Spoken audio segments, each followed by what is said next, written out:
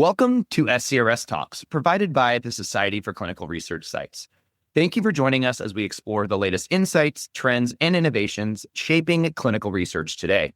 I'm Jimmy Bechtel, the Chief Site Success Officer with SCRS, and I'm joined by Kate Shaw, the founder and CEO of Innovative Trials, here to talk with us a little bit about recruitment and how some things are really taking shape in the recruitment space and some cool things that are being done here. Kate, before we jump into that, I'd love for the audience to learn a little bit more about you and Innovative Trials.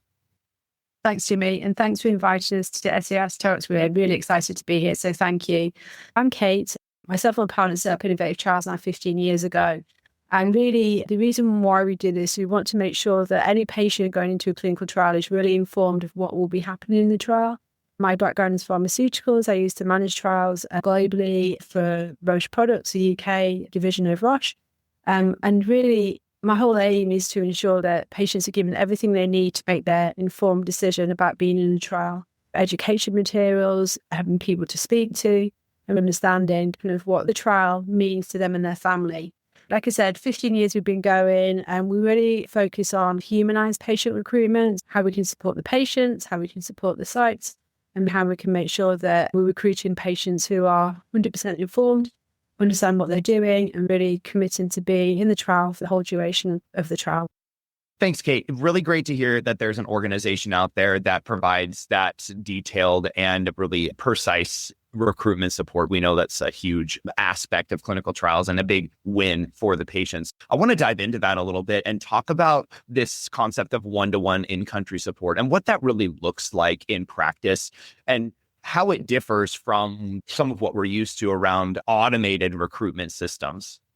Yeah, thanks, Jimmy. The main word actually is bespoke. We're doing bespoke patient recruitment and retention support, working with sites globally. We work in over 70 countries. We've been doing this for now 13, 14 years. Between us all, we've done over 40,000 calls. We're super experienced in this. What we've realized is that every site is different. And so it's really important to work with them with what they need for recruitment. They might need help on communication. They might need help on referral networks or patient groups or understanding kind of how to recruit patients for the studies. The main thing is bespoke.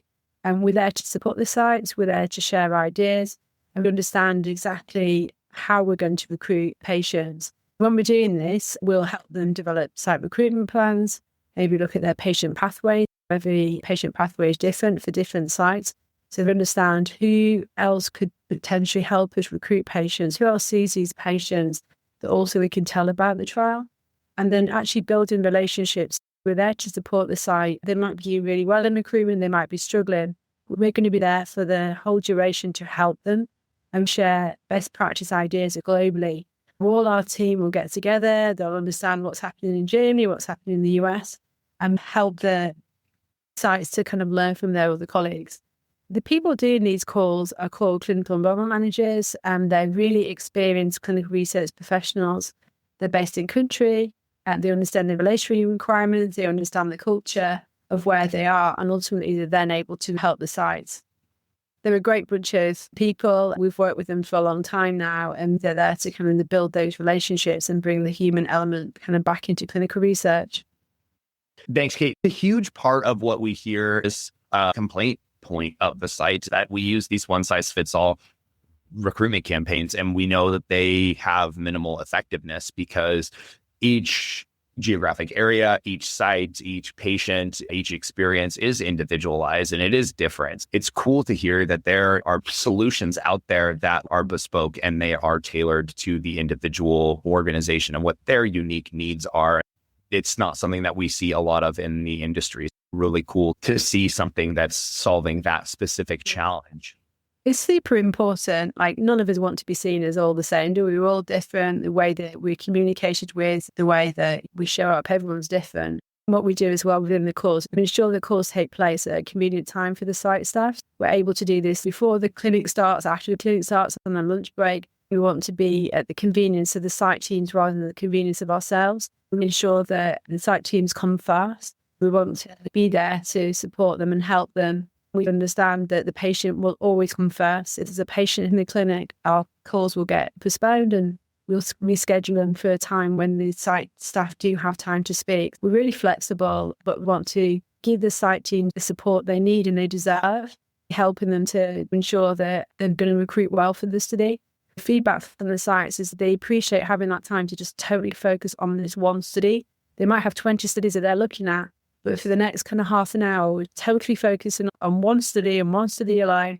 And then at the end of it, there's ideas, actions, thoughts as to how we're going to kind of recruit for that study and then go back to the day job of recruiting for everything else as well.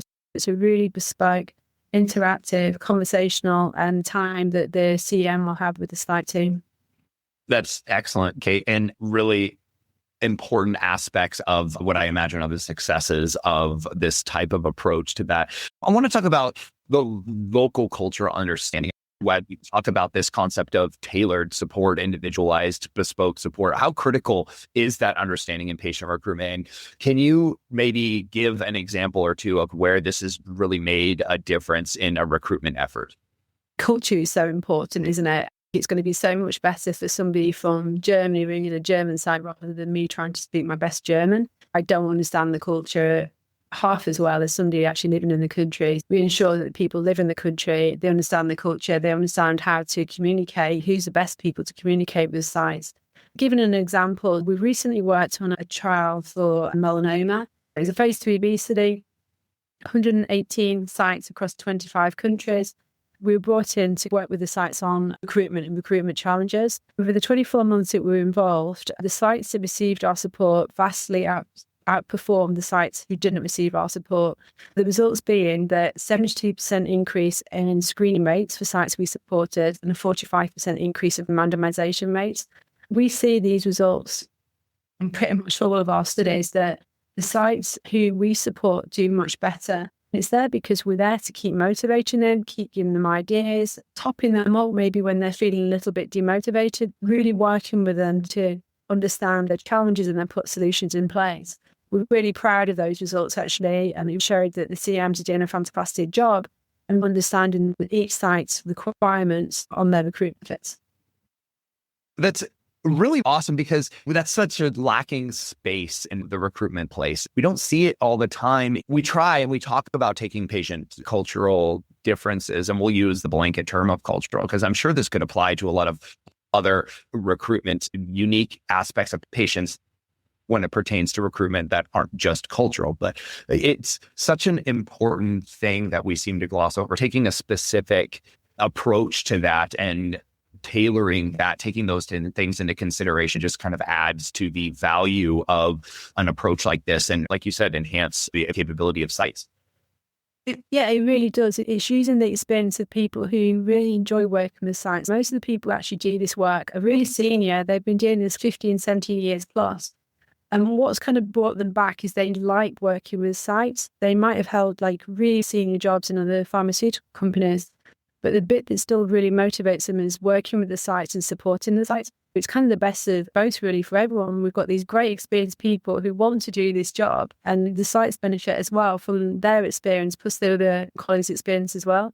In some ways, it's a bit of a match made in heaven that people enjoy what they do and they enjoy the results of actually seeing the sites achieve as well. It's a nice job to do. And like I said, we do get some really great feedback from the sites who actually appreciate what the CMs are doing and what they're bringing to the table rather than sites being kind of left on their own and just hoping that they will recruit. Recruitment's a lot of work, and the more support people can get, the better they're going to be.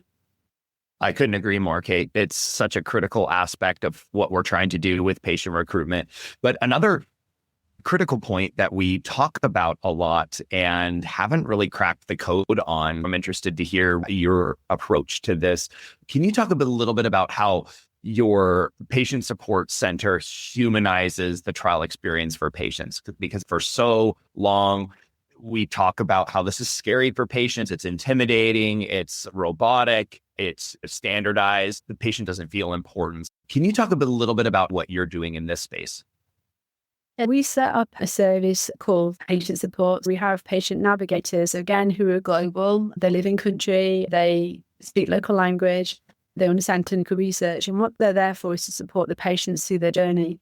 Obviously, they're getting support from the site, which is great. But having a neutral party who's there, who understands clinical research and is really there for their emotional support. We're not medics, or for the standard service we offer, we're not medics, but it's people who understand clinical research. If you put yourself in the patient's shoes, most patients, it's the first time they've ever been on a trial. It's a scary experience. They don't know the language we use. They don't know what's going to happen. They've got a supportive person who's there who will ring them on a regular basis, or they can ring and they can ask anything they want to ask if they've got concerns. For example, they might not understand what the word placebo means, and they don't want to ask the PI or the study coordinator on the study in case they come across or they feel silly for asking.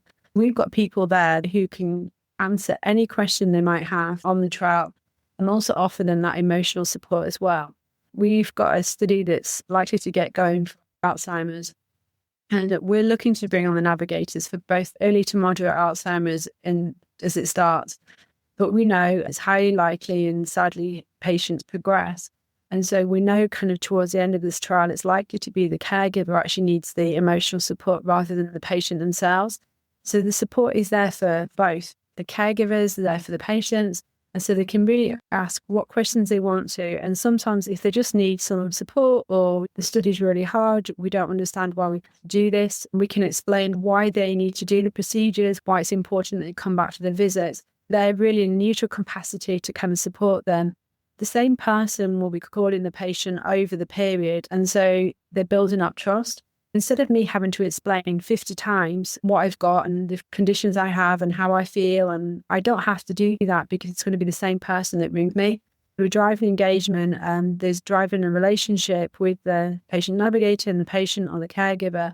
At the end of the study, they've been supported. They've been absolutely treated with respect and shown the superheroes that they are for being in clinical research and volunteering their time and their trust. The patient support is so important. The site's doing a really good job of supporting the patients. We're not taking that away, but we're helping the sites as well, just so that we can give them all the time that the patient needs. We do this for recruitment as well. We had one study for PTSD. The patient had so many questions. They were on the phone for like 45 minutes asking about the trial and what would happen and stuff. That's a huge amount of time for the site to give to one patient, but we're able to do that. We're able to be there for them to make sure that by the time they finish that call, they feel confident to make their decision. And their decision to go in the trial is their decision. If they decide not to go in the trial, that's their decision too. We've given them all the information they need to make that informed decision. And that's kind of how we see our job for recruitment. The retention, it's really the same. It's just to support the patients. We had a early asthma study, and we thought we actually wouldn't get many calls because we saw the patients pretty well. It's a decentralized trial. They probably won't need the support. What we found on that one was that the patients actually really needed support on the electronic diaries. They struggled with the diaries. They didn't know what to do. They didn't know how to work them.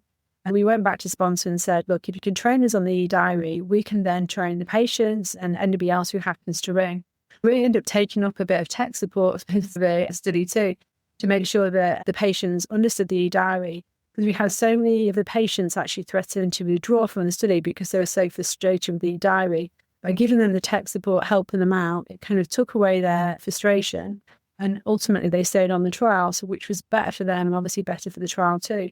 It's quite a varied service. Again, we're bespoke and we kind of adapt it as to what that patient needs and also what the study needs as well. It's definitely a growing service, and it's nice to be able to give kind of the patients the support that they deserve. It's really cool, Kate, because it's so personalized. It's so individualized. Yet it's for the clinical trial. Do you know what I mean? There's this juxtaposition here of how important it is that we provide this care that is appropriate for the needs of the sites and the patients as individuals, yet you're working across all these different trials and all of these different sites. It's this concierge level service, this bespoke, as you described, this level service that really does put the patient at the center of this effort that I think probably makes a huge difference for what we see with outcomes for these trials.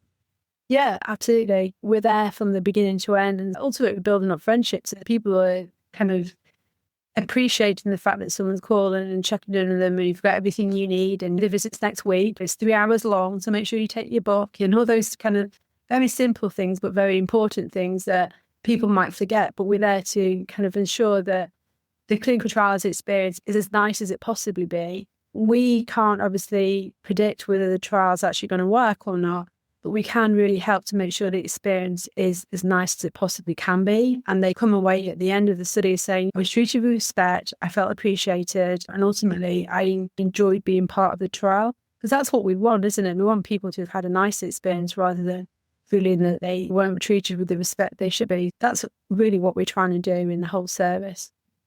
And it's important too, as an aside, that we treat those patients with respect from the beginning, as you've emphasized through your explanation, because even if they don't qualify for that trial, they might qualify for one in the future or for another trial. So we want to make sure that that experience from start to finish, they depart that experience, they leave that site with their dignity intact, their respect intact, so that if in the event we or another research site or another institution, another fortunate or unfortunate opportunity presents itself to them for a clinical trial, that they don't even hesitate. They say, my experience was so good last time because I had all this support from the site and from Innovative Trials that I'm not even going to bat an eye, and I'm absolutely going to explore participation.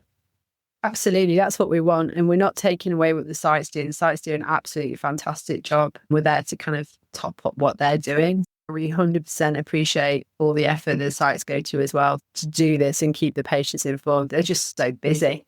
Right. So it's nice that we're able to offer this as well. I want to talk about this as we begin to close our conversation here. The aspect of early human connection. How do early human connections impact that retention throughout the trial? And what types of warning signs do you watch for as you're navigating this journey for and with the patients? Yeah, the early connections absolutely is all about generating trust and reducing the barriers and increasing engagement. What we spoke about earlier, the more connection we can have, the better. We can understand what motivates the patient, what they're finding difficult. But warning signs do happen, and we do know that patients withdraw from clinical research. And so warning signs that we see is decreased communication. We're noticing that patients kind of aren't maybe as engaged as they were. They're not able to take the call when we ring them. Potentially signs of frustration as well. Like I mentioned in the asthma trial, the patients were frustrated about the e-diary, but also some patients weren't getting paid. And it was a decentralized trial. They expect to receive their reimbursement. Things like that can start making a huge difference. The more we can solve those problems, people missing calls, they're showing signs of frustration, and maybe getting a few little complaints, oh, this is too much for me. It starts becoming more obvious.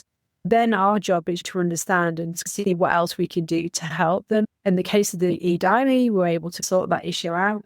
In the issue of patients not being paid, again, we were able to work with the vendor who was providing the payments to actually ensure they got paid. And in some ways, in decreased communication, it's just really talking to the patient. What's happening? Why are you feeling like you do? And the more relationship we have, the more likely they're to share with us. It might be absolutely nothing to do with the trial, maybe something else that's going on in their life that's causing challenges. The more that we're there for them, we're more able to understand the challenges they're facing and maybe work then with the site teams if there's anything else that can be done for the patient. It's back to communication, really, trust, empathy, and being there for the patients. Well, Kate, I think that's a really great place for us to conclude our conversation, leaving it on that note of doing what's best for the patient and really focusing on them, building the process, the system, and the support that you all provide around what's best for the patient and how you can support the site, right? Like you had mentioned, to best continue that support for the patient as well. Thank you for your time today. Thank you for the conversation and the insights into some really interesting things that are being done in the recruitment space. And again, thank you for being with us. Thanks, Jimmy. And thank you for what SCRS do. You do some great work. It's great to be involved. So thanks for your time too. For those listening, I want to make sure to bring your attention to other site-focused resources made available on our website, myscrs.org, like other publications, other episodes of SCRS Talks, and our Site Solutions Summit, where you'd have opportunities to engage with our partners and others across the industry. For now, thank you for listening, for tuning in, and until next time.